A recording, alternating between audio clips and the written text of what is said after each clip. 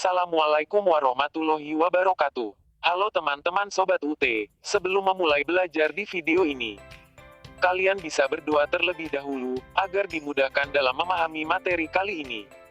Berdoa dipersilahkan. Setelah selesai, kalian bisa memulai menonton video teks dan audio ini ya. Selamat belajar. Jangan lupa subscribe, like, dan komen ya. Karena ini gratis. 3, 2, 1.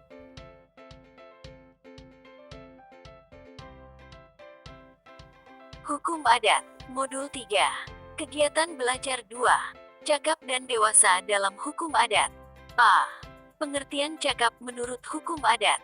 Perihal cakap dan dewasa dalam Hukum Adat masih relevan untuk diketahui di masa sekarang. Masih banyak masyarakat di pedesaan yang tunduk pada nilai-nilai yang terkandung dalam Hukum Adat, apalagi jika terdapat konflik atau ketidakjelasan pengaturan dalam hukum positif. Kecakapan bertindak dalam hukum adat itu ada apabila yang bersangkutan telah dewasa.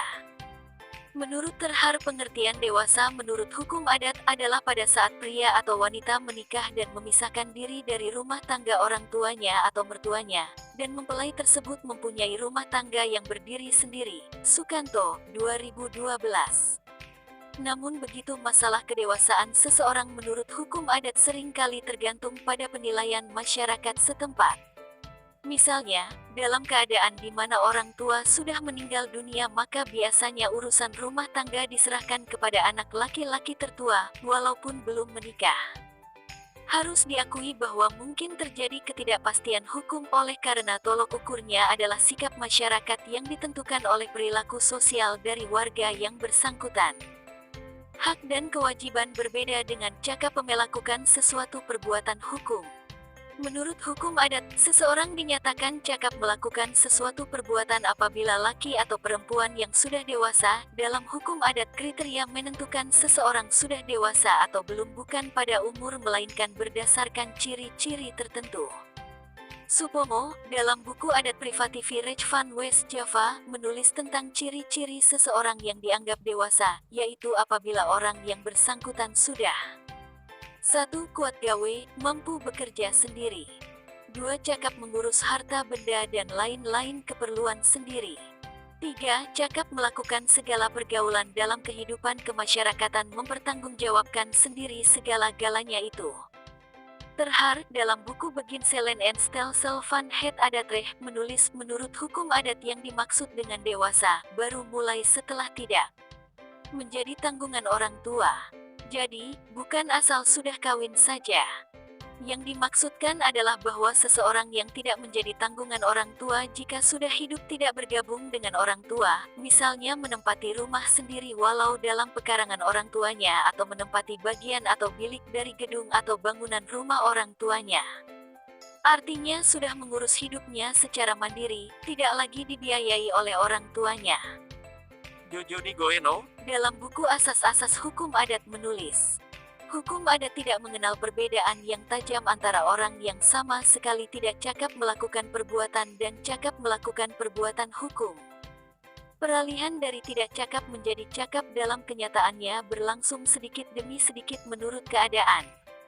Pada umumnya menurut hukum adat Jawa, seseorang cakap penuh melakukan, sebaliknya tidak dapat dikatakan bahwa seseorang yang belum sampai pada keadaan yang demikian itu, tentu sama sekali belum cakap melakukan perbuatan hukum.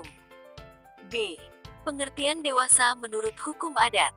Menurut Harsanto Nursadi, kedewasaan menurut konsep adat didasarkan pada 1. Penilaian masyarakat menyatakan demikian. 2. Kemampuan berburu dan mencari makan. 3. Kemampuan memimpin teman-temannya. 4. Melihat kondisi fisik seseorang. V. Dalam pemahaman hukum adat, seseorang dianggap cakap apabila sudah dewasa. Pengertian dewasa sebagaimana diuraikan di atas.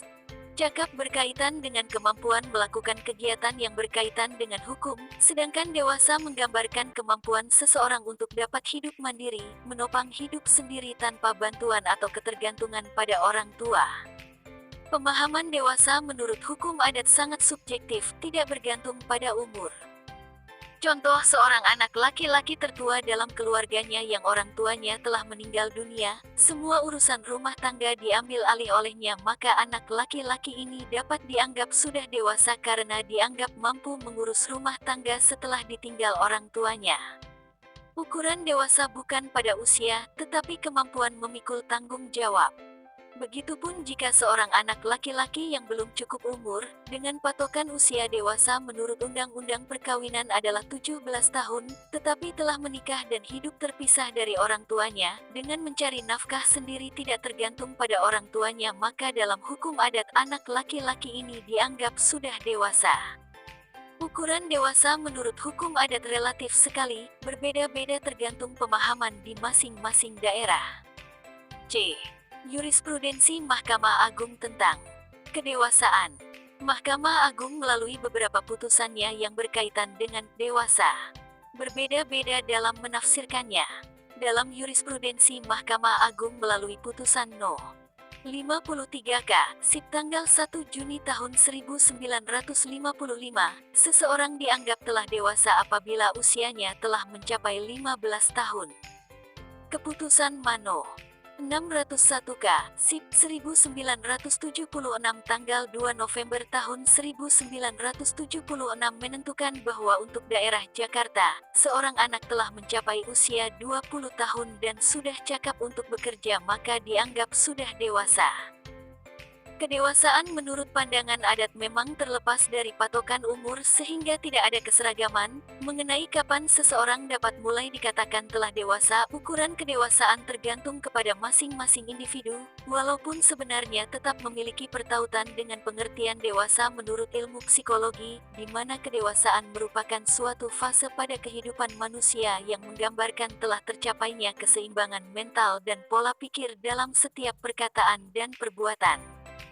Seseorang yang telah mampu bekerja kuat gawe untuk mencari penghidupan maka sesungguhnya secara pribadi dia telah mampu berpikir dan bertanggung jawab atas kebutuhan hidupnya, walaupun proses pendewasaan dini dalam masyarakat tidak termasuk pada kategori tersebut.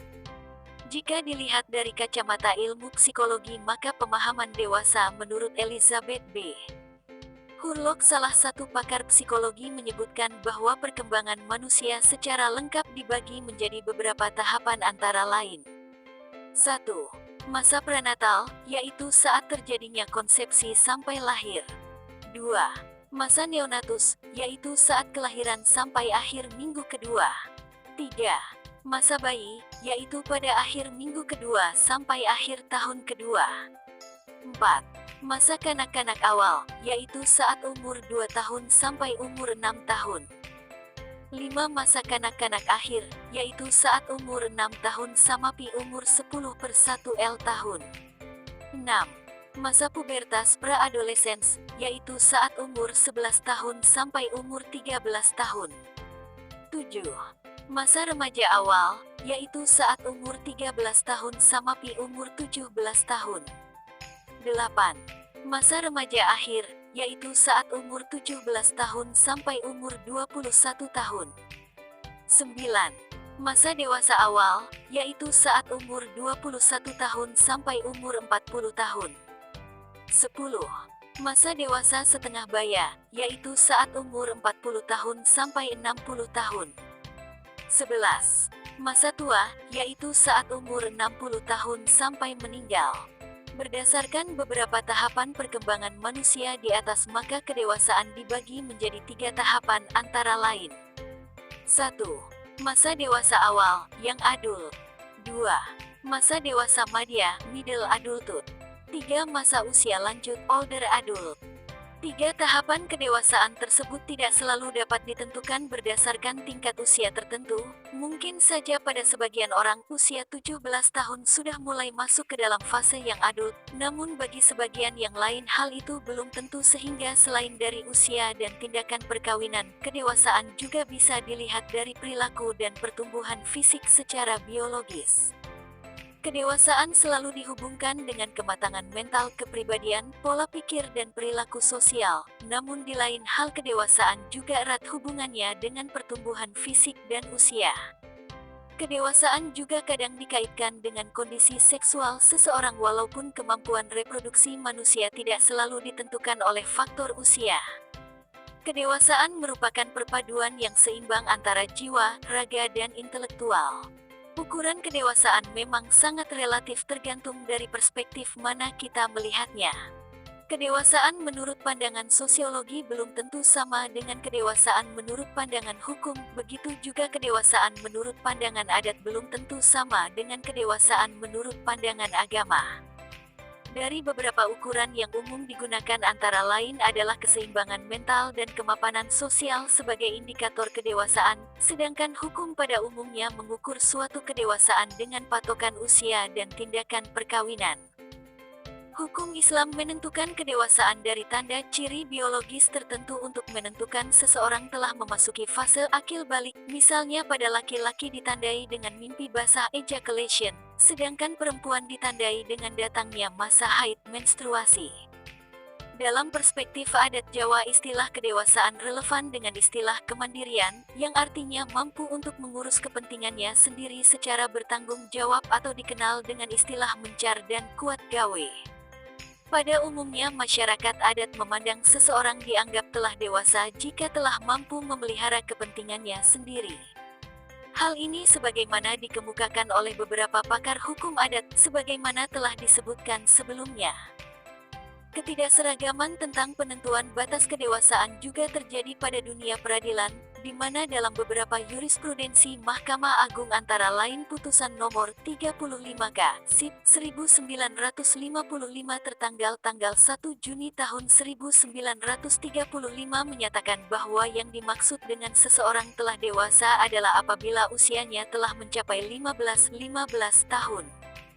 Sedangkan pada jurisprudensi yang lain dalam putusan Mahkamah Agung nomor 601K, SIP 1976 tertanggal November tahun 1976 disebutkan bahwa seseorang yang telah dewasa adalah yang telah mencapai 20 tahun dan sudah cakap untuk bekerja. Sekian kegiatan belajar 2 pada modul 3. Terima kasih.